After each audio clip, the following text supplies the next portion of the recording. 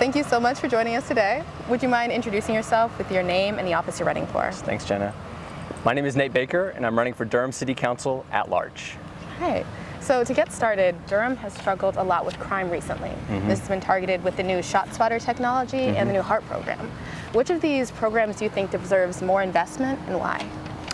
So what I have seen from the HEART program is some success.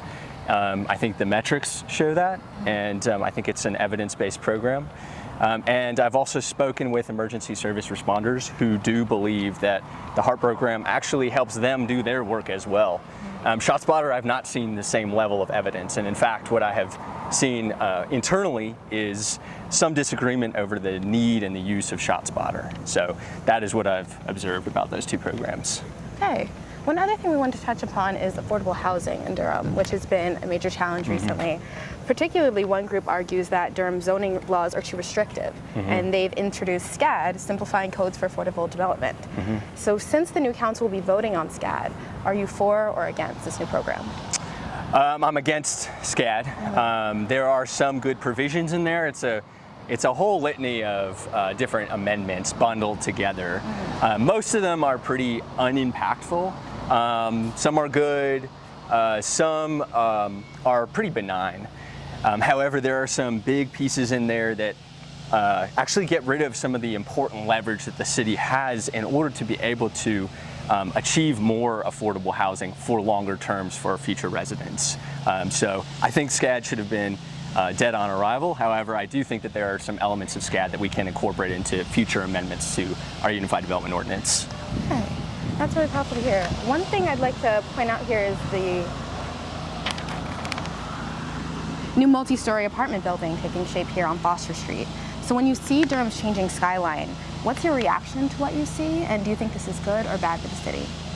It's good that we're growing. It's good that we are building and accommodating new residents and new businesses that are coming here, that there are new opportunities.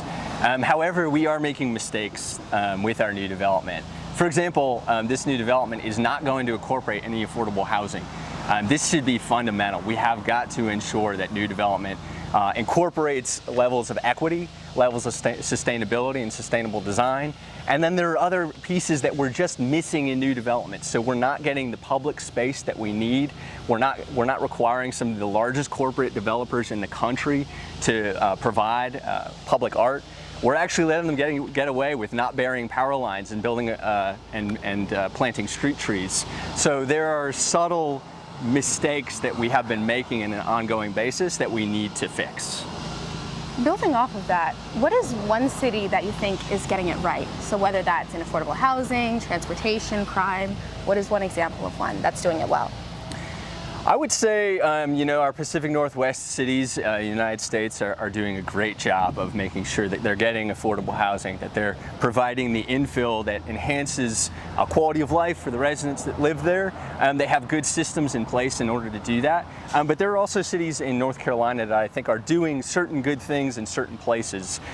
Davidson, North Carolina has very good requirements for affordable housing. Raleigh and other cities and Asheville and other cities in North Carolina are doing a really good job of making sure that new development is more walkable.